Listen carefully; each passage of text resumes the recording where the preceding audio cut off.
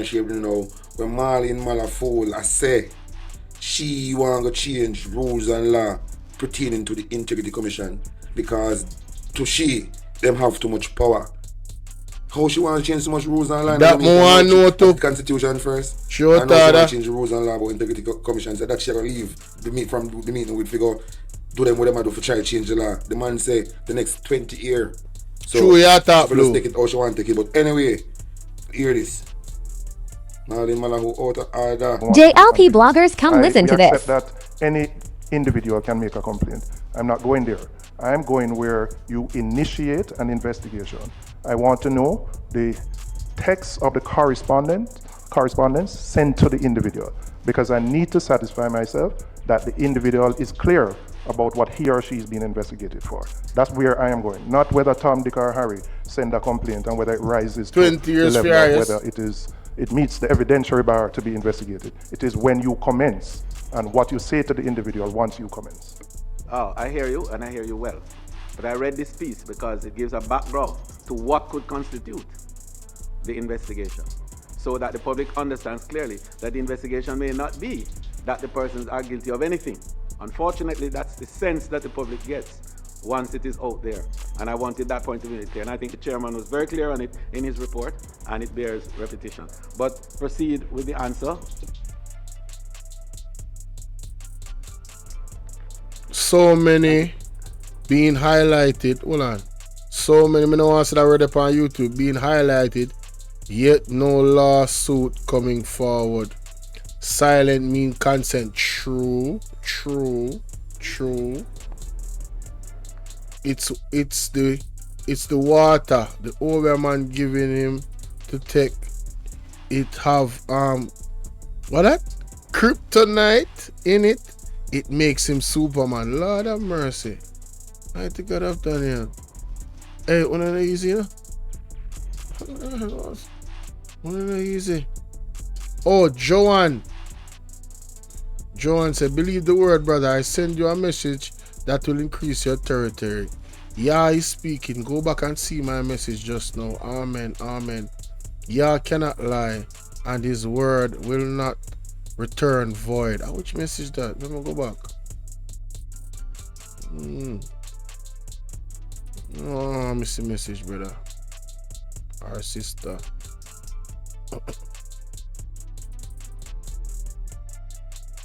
Look like a far up still, man. We'll continue. Thank you very much, Chairman. On the first point, the first question, whether a person who is being investigated Clive Hunter, big up, is notified by the commission, and you want to know the exact text of the notification. Yes. Now, when a matter is referred on to it's an original attack. When Marlene Malafole find out the way Marlene Malafole want to take a youth of a fool, you know, and told the youth smart, you know, because Marlene Malafole a fish brain them have, you know. Told the youth smart. Oh, you say one day your show crossed my screen and I have no regret being a part of this journey. May y'all continue to enlarge your territory as you spread truth. Remember, only with Yah we have the victory. Amen. Marlene Malafole stop and say, ask the man for my lawyer. The man make him know say, yeah, my lawyer. She can't believe she's shocked because she had tried to use some look to time up. And how the youth are explaining, make Marlene Malafole. Continue to share the live, guys. Please. Some girl on a back road. Yamabella. For example, illicit enrichment. It is the practice, as I recall it, of the director of complaints that he advises the declarant that the matter is being referred. My recollection, may correct me if I'm wrong, the letter does not say that you are being investigated for illicit enrichment. And he says that I am correct. Now, when the matter comes to the director of investigation, that matter has to be assessed. There has to be investigation into the matter before the declarant can be advised that they are being investigated for illicit enrichment. Because the Director of Information and Complaints doesn't necessarily go in depth with the matter. For me to, at the start, indicate to the person that you are being investigated for illicit enrichment might be a little bit premature because of what the legislation requires, Section 14.5 of the Corruption Prevention Act. So there is preliminary investigation or in-depth investigation. Now, I would also send a letter to the person once I receive the matter, to say that this matter has been referred to me. I will not necessarily say that you are being investigated for illicit enrichment for the same reason I mentioned earlier, at that early stage. Now, once there is sufficient evidence that... And further along this thing, my viewers and subscribers, Delroy Chuka ask some question. Like him ask them, so watch this. Suppose a man probably start by things like 60 years ago. If I forgot dig up all of them receipt there. And the type of question I'm ask Christian pertaining to somebody who in a politics who would under illicit enrichment investigation, but them there for a long time. Because them have this thing where they want to ask for things from way back when. It's just a problem to them. So Delroy Chuka say, watch this, not me, but somebody. So I'm not going to hear it for myself. This person owns assets disproportionate to their lawful earnings. So there's some evidence of it, some indication. A notice is sent to the person. At the head of the notice, I don't have it in front of me now, there it states what section of what legislation the notice is being sent under, and then it will be section 48 and section 14.5. And the words illicit enrichment are also in the header of the notice. Now, if I may read for you, maybe 2 paragraphs from the notice itself. It says, take notice that the Integrity Commission is investigating the statutory declaration submitted by you for the year so-and-so to determine, among other things, whether there are reasonable grounds to suspect that you have contravened section 14.5, which is the section that deals with illicit enrichment, of the Corruption Prevention Act. And if there are any other legislation that we're looking at the person under, then we'll also state that in this case, there was section 43.2 of the Integrity Commission Act or any other enactment, and whether recommendations ought to be made hereinafter the investigation. The second paragraph is important. Take further notice that the Commission, from the proceeds of its investigation so far, has determined that you own assets disproportionate to your lawful earnings, insofar as have been declared by you.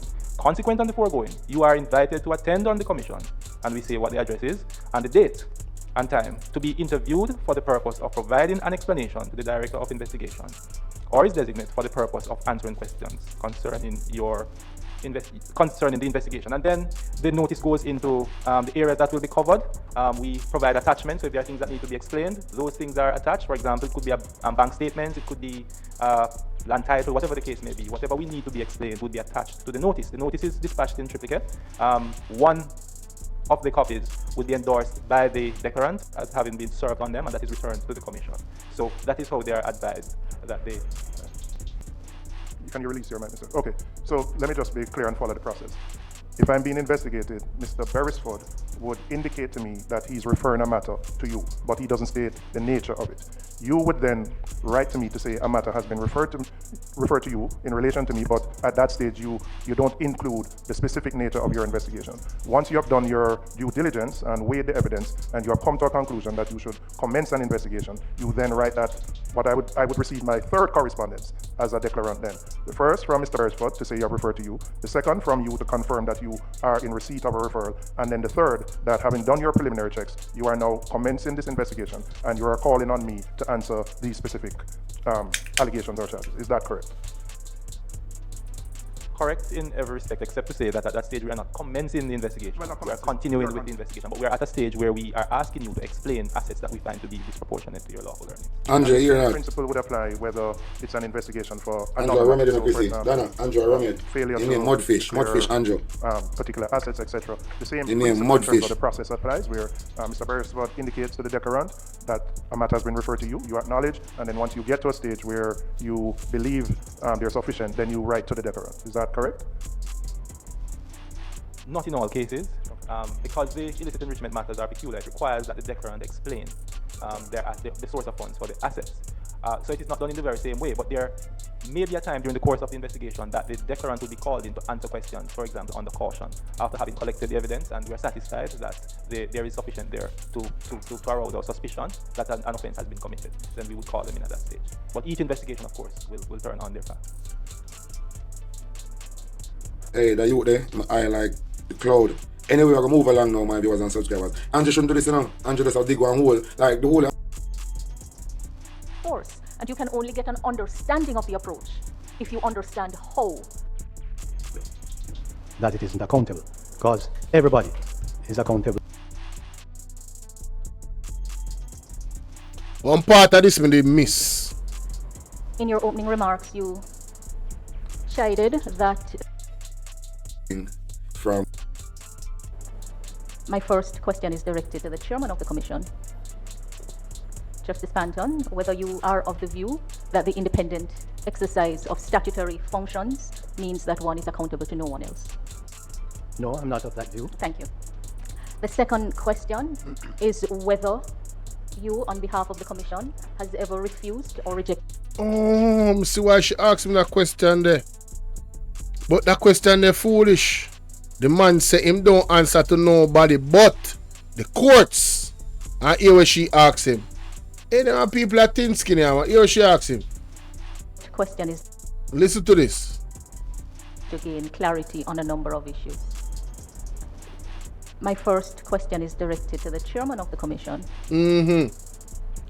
Justice Panton, whether you are of the view that the independent exercise of statutory functions means that one is accountable to no one else. No, I'm not of that view. Thank you. The second question is... You see why she asked him that? Because him say we answer to nobody but the courts.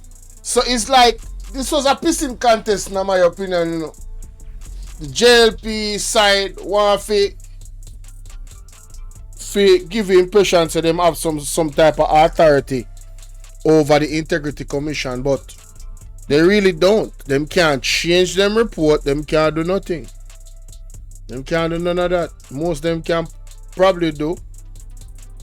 Them supposed to read the report and gain understanding, of course, which man say it look like them don't do. So, you know, it's a very, very peculiar situation. It's a very, very peculiar situation. Whether you, on behalf of the Commission, has ever refused or rejected an invitation to attend upon a meeting of the Integrity Commission Oversight Committee prior to today? No. Thank you.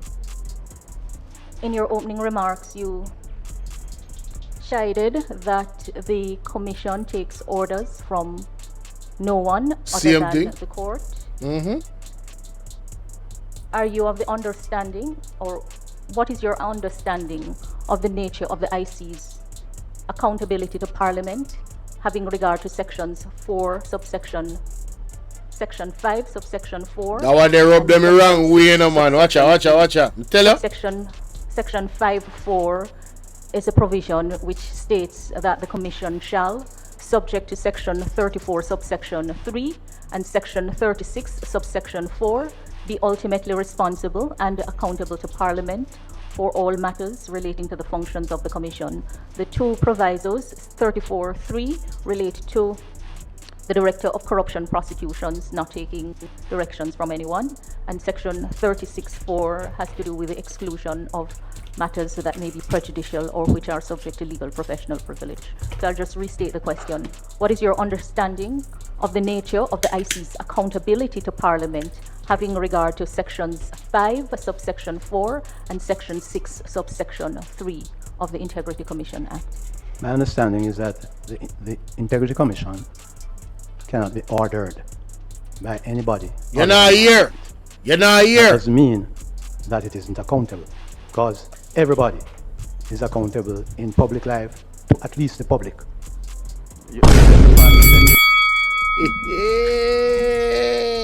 Embarrassing. He needs some milk. Oh, me say him man done them, you know? Yo, me say me never see that part here. Big up. Me no know how me miss this. Oh, in the world me miss this. Ladies and gentlemen, I kid you not. This apartheid, me never did catch. Me glad to me catch it back. You meant the court. What's that? You said cannot be ordered. Cannot be ordered by Cannot be anybody other than ordered. the court. You said Nobody. Well, that of course would have been a big slip. Because that would not happen. My other question at this time? I thought you said 3. No, I didn't say 3. Watch out, you come try and laugh for the general. Hey, Mr. Iman done them in a parliament. Hey, House of Representative. Hey. Oh God, man. Him rub them out for you. Hey, me say me like you, Commissioner, one more time. Hey, big up your pastor, you know? Hey, chairman. Oh God, man, big him up, man. God and good road, me general. Don't recall. And the dog a kill them with love, you know, watch him.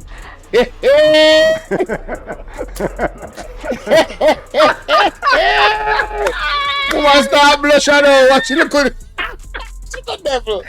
That is Watch funny, honey. Watch it, look at the devil. Oh my He God, start that is blush funny. now. Okay. Yes, Madam Minister. Has the Commission examined the practices and procedures of any public body? Before you, could I just to, you know, a number Yeah, of this students one at him are now. here, and I know they're leaving shortly, but I want to say to the Oh, students, I picked them matter. Alright, go on. you don't. Yeah, man. Of any public body with a view to making recommendations to the Parliament in relation to the revision of those practices and procedures? Directing attention to the function of the Commission set out at Section 6(1)(d) of the Act. The Director of Corruption Prevention may be the one to answer that. The one who his name keeps popping up because of his previous work history. Director Evans. Who is that? Go ahead. Sorry. Go ahead. Good morning. Well, it's now afternoon, Chairman, members. So in terms of the work of the Corruption Prevention Division, actually substantive elements of Section 6 speaks to the work of the Commission, of the division, in terms of preventing corruption. We have spent a lot of time over the last 3.5 years since the division was formed on public education. We have spent a lot of time on developing a national anti-corruption strategy. And we have also done a lot of work in terms of stakeholder engagement. And in fact, on our website... Instead of the last video I'm going to show you for tonight, I think I left some more now. I think about this here after the rest of the year. Website, we actually list on a quarterly basis the interventions that the division would have done over the last 3.5 years in terms of public education, in terms of stakeholder engagement, participation in conferences, workshops, etc. Stakeholder engagement, detail. And we have done substantive work in that regard. In respect of Section 6(1)(d), which speaks to the practices of public bodies, that is an area that the division we have developed a concept as to how we intend to do that. And the idea is that it wouldn't be punitive. So the idea is that we want to, and we have developed a you know you talk about him. And we intend to go into public bodies and say, we plan to do a survey first as a first step to see what are some of the practices that you currently have in vis-a-vis corporate governance architecture. Do you have, for example, an audit committee, a procurement committee, an IHR committee, for example, amongst other questions? Once they respond to us, we will then, using other indicators, develop a risk profile of the organization, whether low risk, it's a medium risk, or a high risk. We will then assimilate that data, interrogate that data, and make recommendations to the public body as to areas to improve the architecture. In addition to that, the investigation division does in fact, in its reports, makes active recommendations vis-a-vis risk assessment of public bodies. So as a division, we haven't formally started the process yet. Again, the division it's a young division, 3.5 years, and we have spent a lot of focus on other areas, but we do intend to advance this particular area in this fiscal year, and I can assure you of that, member. Thank you. I have another question at this time. How about that now? Listen to the question. In the investigation of complaints and the review of statutory declarations, is the Commission of the view that it has the power to pierce the corporate veil without an order of the court? This a question that sound like you have to do directly with Andrew Holness, and I never heard this question. And wow, it just sounds like Andrew Holness to me. The corporate veil. Let me hear this. In fact, right. Yes, I'm doing so. So for members of the public who may be listening and watching, in law, a company is regarded as a separate legal person. Tell us here, Andrew Holness not talk about. Me know enough. Specific principles of law in relation to how a company is treated vis-a-vis its shareholders and its directors. And I'm just seeking an understanding of how the Commission carries out its functions. So I will repeat. Whether the Commission, in investigating complaints or in its review of statutory declarations, is of the view that it has the power to pierce the corporate veil without an order of the court. As a collateral question to that, can declarants or should declarants be asked about the assets and liabilities of limited liability companies, of which the declarant or the member of parliament or public official is a member? On what basis do you do so, which is ancillary to that question of piercing the corporate veil?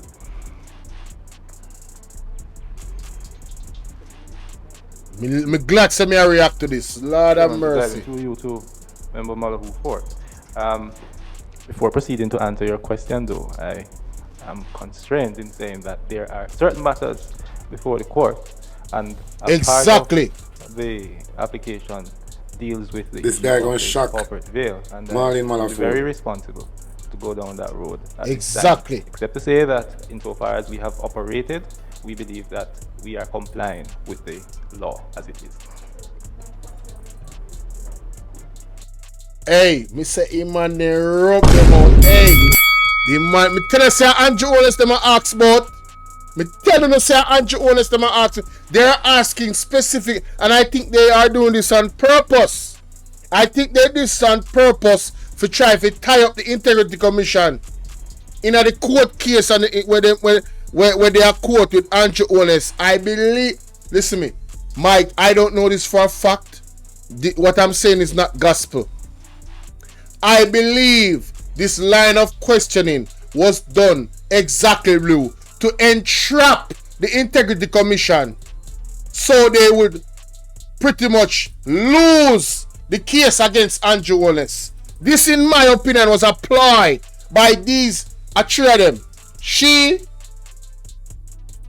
Chuck, and the next one, Pernell Charles Jr. It three of them come, in my opinion, to ask certain questions we are going to go into that case there. I believe they came there purposefully. This was a strategy. But on the lose.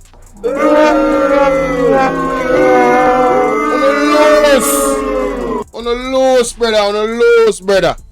Lose. You know, look good. My question does not relate to any particular case. My question is a general question. Listen. In respect of the approach. You want to wind up your youth, listen. It's not in respect of any particular case.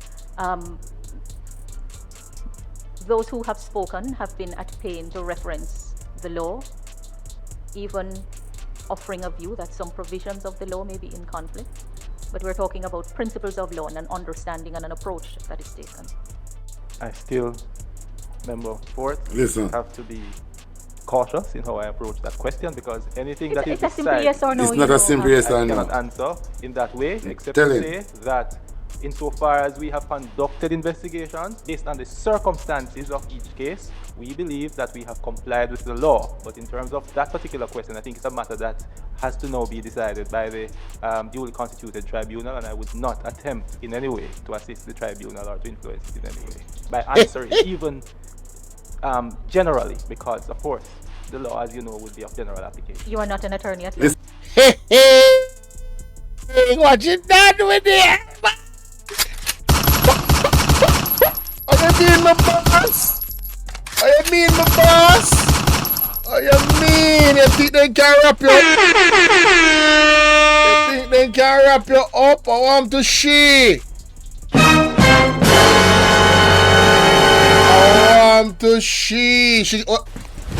Emotional damage. Boy, that one they mash her up. Listen to what she say. You're not a what? Generally, because of course the law, as you know, would be of general application. You are not an attorney at law. Listen, Mr. Stevens, are you? You are? Oh, I'm so sorry. You have to sorry. Embarrassing. He needs some milk.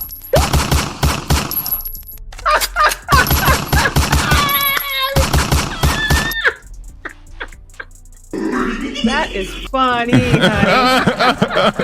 That's funny. No. Funny. Hey, wanna share the live? Yes, so now I only miss this. Me do 2 reaction to this blows and skirts, and I did not catch this part. Big up Talk Your Mind TV. Me blurt not. Cause me check so the man a fool, you know. Hey, and every smile I smile here. When I see some little people, but hey. And every smile I smile. You understand? Snake smile too. You remember good? We the man answer. She said, no man, me fuck the virgin, him know the law. Cause him try to twist him up, you know, for them get to one little jump start, you know. But fire for your dirty mouth. You know, fire upon you. Lava. You know more than you are good. The man gonna teach about law, cause the way you operate, you don't know nothing about law. The way you operate, man, you don't know nothing about law, is that you operate like a criminal. Hey, me say, the man get the memo. You to answer a while ago. Cat Williams don't tell him say. And you gotta tell him no. You got to tell him no. I did. See, I got the receipts for everything I'm telling you. And you gotta tell him no, bro. Operate like a criminal. The way you deal with things, you don't look like you know the law. I hope it is not because I have not acquitted myself well by answering that question. Just one other question. No, but I mean, the ancillary question, Director Stevens, is it relevant to be asked in deference about the assets and liabilities of limited liability companies? I see him question, I'm asking back. I don't know why him ask the same question. Not the deference interest, you know, but the assets and liabilities of limited liability companies. Mr. Chairman, the ancillary question, as you term it, it still goes to the heart of the particular question that Member Ford asked. And so exactly. If I answer that, I would really be answering the question. And this is when I know fool for Integrity Commission. You think a fool not deal with? Oh man, hey, go for my son. I'm gonna come try come tie up the Integrity Commission. I think a fool not deal with. You know what I wanna do? You know what they did? They have whatever confidence people had in the Integrity Commission doing their job. What they have done, and this was not what they were trying to do in my opinion, but what they have done in essence is reinforced the confidence of all well-thinking Jamaicans in the ability and the integrity of the Integrity Commission members. Big up the Integrity Commission. Remember me tell you that. Big up the Integrity Commission. They feel, man, lose. Hey, JLP, Jamaica Lawless Party. Yo, una get one loss. Una lose every battle. And una go lose the war. Me I tell you, say, it a go good. You see, because I type of leader wanna have, you know, Andrew Honest, una have to follow the leader, though. So una follow the leader, go straight to oblivion. Remember me tell you that. All I wanna. In anything, when I write, una go down. Una go down, man. Believe. Respect to the court. Thank you. We're going to defend the Integrity Commission. But I am sure that. Look on your face. Respect to the court. Thank you. We're going to defend the Integrity Commission. Look on your face. You see, look a smile sharp on her face.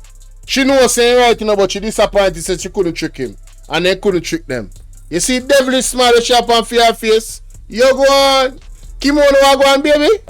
We the citizens will defend them. In the matter, and we will have the clarity around it. Big up Kimono in that place. How about that now? When the Commission requests information of financial institutions about the accounts of declarants, as you have done in review of statutory declarations, do you inform the declarants that you are seeking information from the financial institution in respect of their accounts having regard to the laws around banking secrecy? Now you see a question that. Insofar as my functions are concerned, I do not inform the declarant that I am requesting information about their accounts, and I believe that I am covered by Section 48 of the Integrity Commission Act, which speaks to secrecy provisions and other laws of a similar nature, for example, the Banking Act. So I go under that provision to ask questions. Now, as a matter of investigative strategy, in most instances, it would be foolhardy to inform a declarant. Section 48, I believe it's about 48.4. I could check. It should be about 48.4, but you can always check, and I will come back to it. But it perhaps would be foolhardy. Okay, all right. Thank you. Member Robinson. I'm referencing the annual report of 23-24. Hey, look, man, Rubber Road is hey. And the chairman's opening remarks, the second page, paragraph 8. And I would like clarity on this particular matter. What that now, God? 23 report. 23-24 report, the chairman's page 2 of the chairman's opening remarks, the end of page 2. If for the 272 is page 8 of the 272 pages, and it's at the bottom. And I'm going to quote the last sentence written by the chairman, and from my interpretation, there appears to be a bit of a contradiction. And I quote, "Of course, there is nothing to prevent declarants or persons under investigation from speaking on the situation as it relates to them." So I am seeking clarity. If a declarant is under investigation, before the report has been tabled in the Parliament, is it against the law for the declarant to acknowledge that he or she is the subject of an investigation? Hey, me catch that part there already. And it is concluded that the provision that was put there, right, is to protect the declarant from others. So basically, what the ICA say, their interpretation of that part is that there's nothing there. You can't lock him up. You can't tell us, say, yo, him under investigation. Or we are going to lock him up because he tell us, say, him under investigation. That doesn't make no sense. You feel me I deal with? About Dr. Andrew Ones. This doctor. Must be Dr. Fish. Must Dr. Fish. Probing a matter. And I you might move like Mama Lashy too much, man, in this one. You can't bother with him, brother. The response from the executive. Yeah. I think that Who would say that we're not accountable? I've said it several times in this chamber that we hold ourselves accountable. And we come here. Yeah, but the last part of the video I'm more share with you. How much we step on it, because you know what them stay. I want to just listen to this here. Listen to this. Probably none of us will have a job. There will be, but in that benign scenario, there will be universal high income.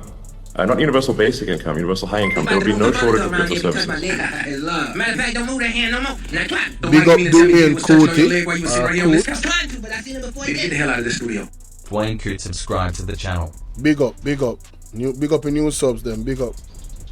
And I think the benign scenario is the most likely scenario, probably, 80% likely, if you ask, in my opinion. The question will not be one of lacking goods or services. You'll have, everyone will have access to as much in the way of goods and services as they would like. The question will really be one of meaning. Of how, if the computer can do, and the robots can do everything better than you, then what does your life have meaning? The man say if the computer them can do more than you and better than you, does your life have meaning? Now, you know, in my opinion, that's a very, very arrogant statement. Because mankind life always have meaning, void of technology. Where you think the technology come from? Or the intelligence to even make the technology? All praises to the Most High. You understand? And we have to admit, there's other forces out there that oppose the Almighty, that incorporate them their seeds into that thing. But that kind of go off track still. But when you think about that, what I'm just say. If your life have meaning because a computer can do the job better than you.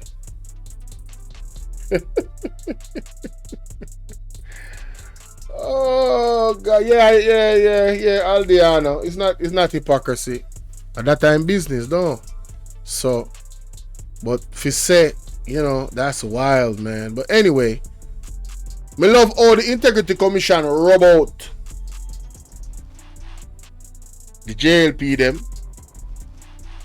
Yeah, man, me love how they rub them out, man. It was fantastico, beautiful, expertly done.